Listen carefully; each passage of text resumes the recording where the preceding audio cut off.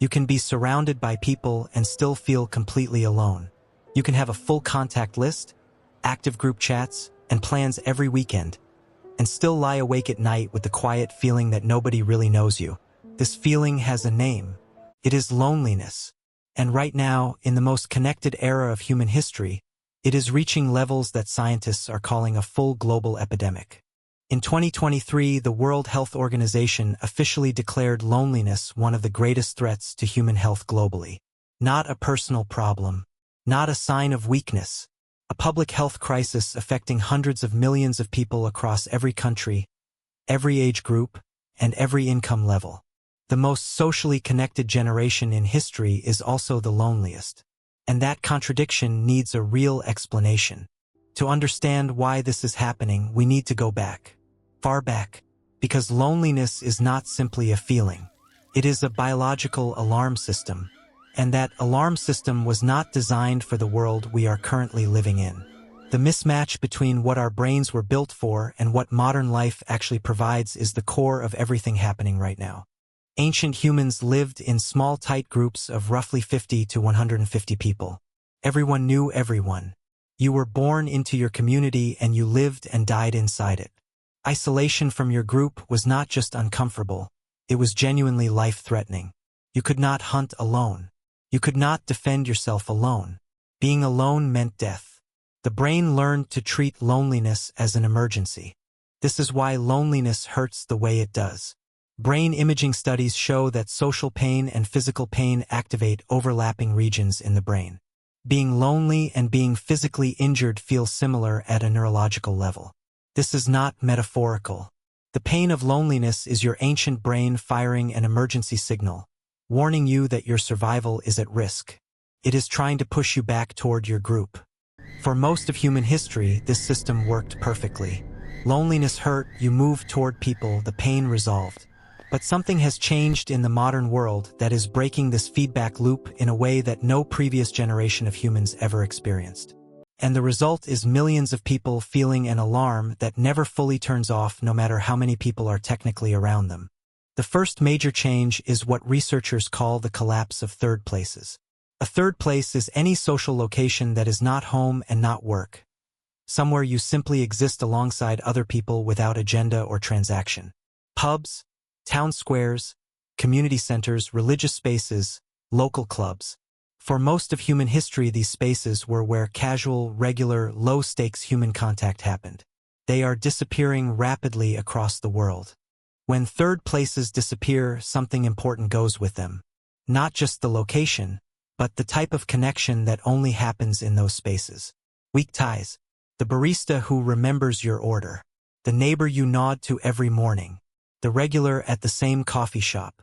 Research consistently shows that these weak social ties contribute significantly to well-being, often more than people consciously realize until they are gone. Studies on human happiness show that people who have frequent low-stakes interactions with multiple different people throughout their day report significantly higher well-being than people whose social contact is limited to a small number of close relationships. Humans were not designed for deep connection only. We were designed for a constant background hum of casual belonging. Modern life has largely eliminated that background hum. The second major change is how we work. Remote work, long commutes, gig economy jobs, and career structures that prioritize individual output over collective experience have quietly dismantled one of the primary ways adults built social connection for decades. The office was not just productive, it was social infrastructure. Removing it without replacing what it provided socially has had consequences that are only now becoming fully visible. People spend more time alone than at almost any previous point in recorded modern history. Average household size has been declining for decades. The number of people living completely alone has risen dramatically in nearly every developed country. Single-person households now represent a larger proportion of living arrangements than ever before. This is not inherently bad. But the social infrastructure supporting people living alone has not kept pace with the numbers doing it. Now let us talk about something that makes this significantly more complicated. Technology was supposed to solve this. Connection anywhere, anytime, with anyone on Earth. The smartphone promised to eliminate loneliness permanently by making social contact infinitely accessible. But something went wrong. Something important and measurable went wrong. And researchers have been documenting exactly what it is. Online connection and in-person connection do not produce the same neurological effect. When you interact with someone face-to-face, a complex exchange of social information occurs that no screen can fully replicate. Facial micro-expressions, tone shifts, physical proximity, touch, shared physical space. These signals are processed by ancient social systems in your brain that evolved over millions of years specifically for in-person interaction. They do not have an online equivalent. This means that even heavy users of social platforms, people with thousands of followers, active conversations, constant notifications, can feel profoundly lonely because the type of connection the ancient brain actually requires is not being provided. You can be technically socially active every waking hour and still feel the evolutionary alarm of isolation firing. Because the brain is not counting messages. It is looking for something messages cannot provide. There is also something specific about how social media changes the quality of connection rather than just the quantity. Social media is almost entirely performative. You are not sharing yourself, you are sharing a curated version of yourself. And the people you are connecting with are not sharing themselves either. They are sharing curated versions too. So what looks like connection is actually an exchange of performances. And the ancient brain notices the difference. Genuine connection requires vulnerability, the experience of being actually known by another person, not just liked for your presentation. Social media's structure systematically removes vulnerability from interaction. You edit before you post. You choose the best photo.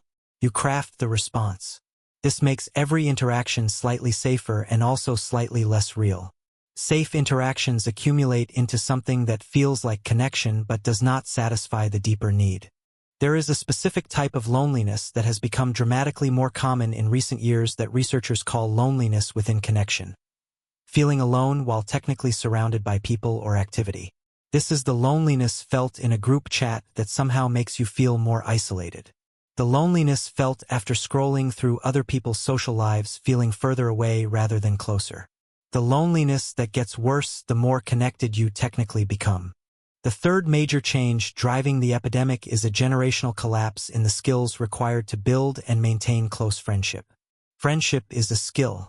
Like any skill, it requires practice, and it requires the right conditions to develop. Screens entered childhood at the precise developmental window when friendship skills are supposed to be built, through unstructured play, through boredom, through physical proximity and the minor conflicts and repairs that teach social navigation.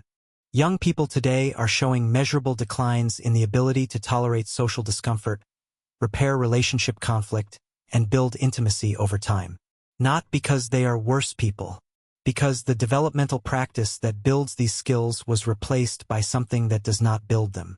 You cannot learn to navigate conflict through a text conversation the same way you learn it through being in the same room with someone who is upset with you. This creates a painful cycle. Lacking social skills makes real-world interaction feel harder and more anxiety-inducing. More anxiety drives retreat to online spaces where interaction feels safer. Less real-world practice means skills develop further. More retreat means more loneliness. The cycle reinforces itself without any single dramatic moment of failure, just a gradual drift toward a life where genuine closeness feels increasingly difficult and increasingly rare. Men are experiencing a particularly severe version of this crisis. Studies consistently show that men's social networks have collapsed dramatically over the past several decades. The average man now has significantly fewer close friends than men in previous generations. A substantial proportion of men report having no close friends at all, people they would turn to in a genuine crisis. This is a scale of social isolation that has no real historical precedent. Part of this is structural. Many of the traditional spaces where men built friendship, sports leagues, religious communities, unions, neighborhood associations, military service, have declined significantly. Part of it is cultural. Male friendship historically formed through shared activity rather than emotional disclosure. As shared activity spaces collapsed, so did the primary mechanism through which male friendship was built and maintained. Older adults are experiencing the epidemic from a different angle.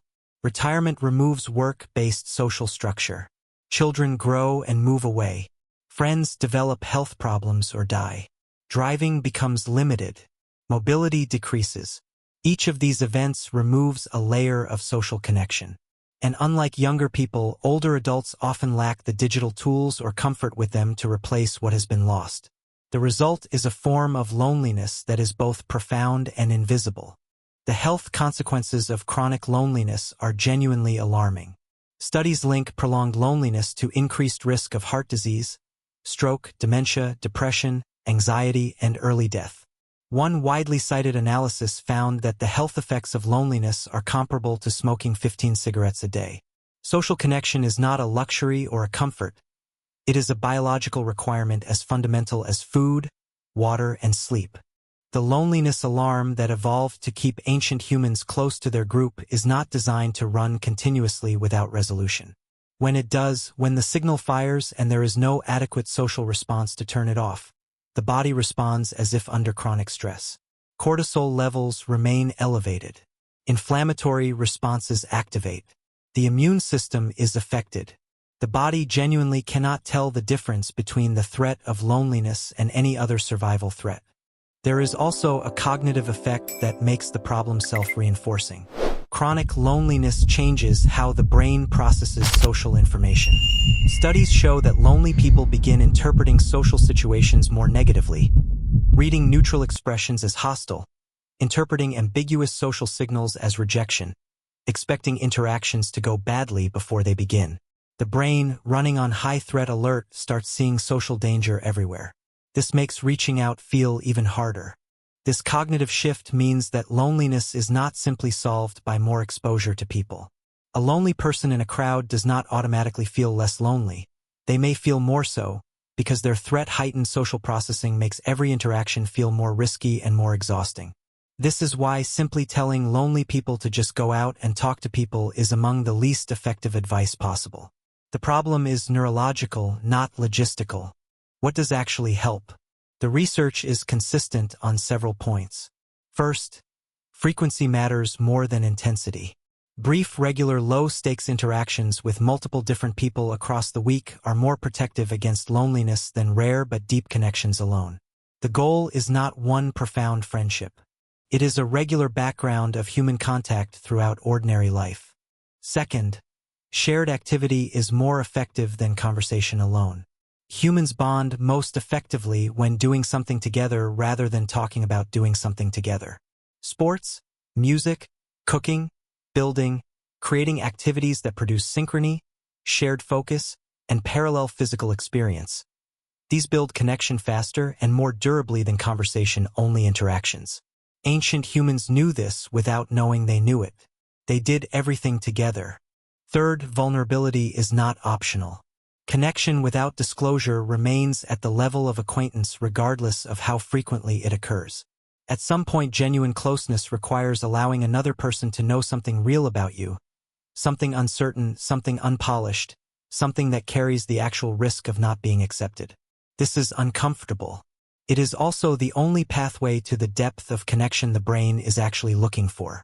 Fourth, physical presence matters in ways that cannot be fully substituted. Not because online connection has no value, it does, but because the ancient social brain requires specific inputs that only physical proximity provides. Shared space, incidental touch, real-time unedited reaction, the warmth of another physical presence nearby. These inputs cannot be fully delivered through a screen, and the brain registers their absence even when everything else seems socially adequate. There is something worth naming directly. The loneliness epidemic is not happening because humans have changed. Human needs have not changed. What has changed is the environment those human needs are trying to be met inside. The need for belonging, for being known, for regular casual contact with familiar faces, for shared experience with other bodies in shared spaces. These are unchanged ancient requirements. The modern world is simply not providing them reliably enough. This matters because it changes where the responsibility for fixing it actually sits. Individuals can and should take steps toward connection. But the epidemic scale of what is happening suggests that individual behavior change alone is insufficient. The infrastructure of connection, third places, work structures, neighborhood design, city planning, social policy, all of these contributed to creating this situation, and all of them are part of what addressing it requires. Some cities and countries have begun responding. The United Kingdom appointed a Minister for Loneliness in 2018, the first government position specifically dedicated to addressing social isolation as a public health issue. Japan followed in 2021. Social prescribing, where doctors prescribe community activities and social connection alongside medical treatment, is growing as a formal healthcare practice. The problem is being taken seriously at an institutional level in ways that were unimaginable a decade ago. Community design is also being reconsidered. Urban planners are increasingly examining how city layout contributes to or prevents spontaneous social contact. Car-dependent suburbs with no walkable common spaces produce measurably more social isolation than walkable neighborhoods with markets, parks, and communal areas. The physical shape of where people live turns out to have a direct effect on how connected they feel. Architecture is social policy. But while the large-scale changes happen slowly, something smaller and more immediate is also true. Every single human interaction you have today carries more weight than you probably realize. The brief conversation with the person at the counter. The moment of genuine acknowledgement with someone on your street. The text to someone you have been meaning to reach out to. These small things are not nothing. They are exactly what the ancient brain is looking for. And it notices every single one. The evolutionary alarm of loneliness was built to save your life. In the ancient world, it worked. It pushed isolated humans back toward their groups, toward the fire, toward the faces that knew them. That system is still running in every human alive today. It is running in you right now whether you are aware of it or not. And it is running in the person next to you, and in almost everyone you will pass today. Most people experiencing loneliness do not look like the cultural image of a lonely person. Elderly, isolated, visibly alone. They look like everyone else. They are at work. They are at the gym. They are in group chats. They are posting things online. They are surrounded by people while the alarm runs quietly underneath all of it, looking for something that the surrounding people are not quite providing. This is the modern loneliness. It is quiet. It is hidden. And it is almost everywhere. You are not broken if you feel this. You are not failing at being human. You are a human being running ancient social software in an environment that was not designed for it, and noticing the friction. The friction is real. The need the friction comes from is real. And the fact that you feel it means the system is working exactly as it should. It is telling you something true about what you need. The question is simply whether the modern world makes it easy or hard to find it. Why does everyone feel so lonely right now? Because we built a world optimized for individual productivity, digital connection, and personal convenience, and then discovered that none of those things adequately substitutes for what human beings have always actually needed. Regular, physical, unperformed, presence with other people who know you. The fire is gone. The group is scattered. The screens are bright. And somewhere underneath all of it, the oldest alarm in the human brain is still doing its job. Still asking the same question it has always asked. Where is everyone?